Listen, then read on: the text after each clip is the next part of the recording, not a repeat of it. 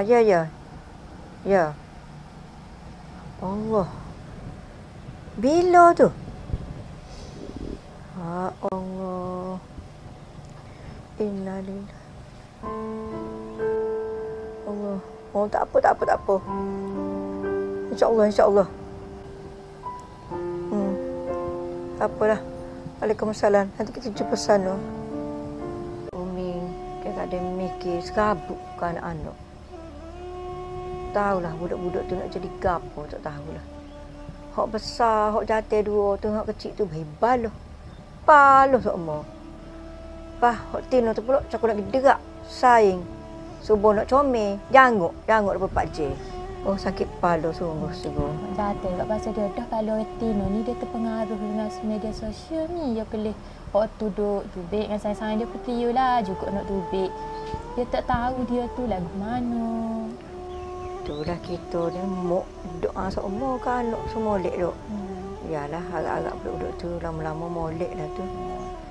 Jadi jadi duk mikir tu jadi macam rasa serabut. Duduk ke tu serabut. Tapi gitulah Min. Baik buruk dia pun anak kita juga Min. Umi jadi serabut tu. Serabut tak nak buat gapo dah ti. Ti serah mikir. Ti serah lah ke tren-tren lo ni pergi healing ni. Gini. Umi ambil 3 hari kau curi masa senyap-senyap. Umi pergi healing tepi patah. Healing? Tepi patah?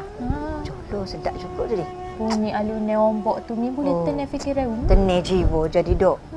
Bagus. Umi pergi duk tepi patah kau rano kau tak ada apa. Sedap juga dok. Asal boleh tenang jiwa Umi je. Kita tinggal 3 tapi dia kubur rumah dia balok kau nak gege kau. Ya gitulah Mi. Ada depan mata gak buat lebih kurang. Kalau tak ada gak mulalah nyesal. Umi kena ajar sikit Mi kalau Umi tak tahu gak naik pakai tepal Umi seumur lah Mi. Umi relate tenang jiwa dia.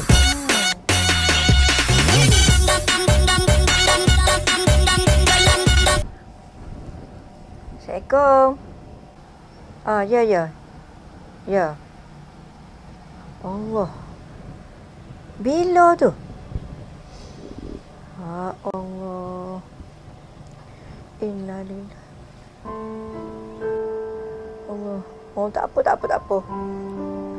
InsyaAllah, insyaAllah. Tak apalah. Waalaikumsalam. Nanti kita jumpa sana. Siapa telefon Mi?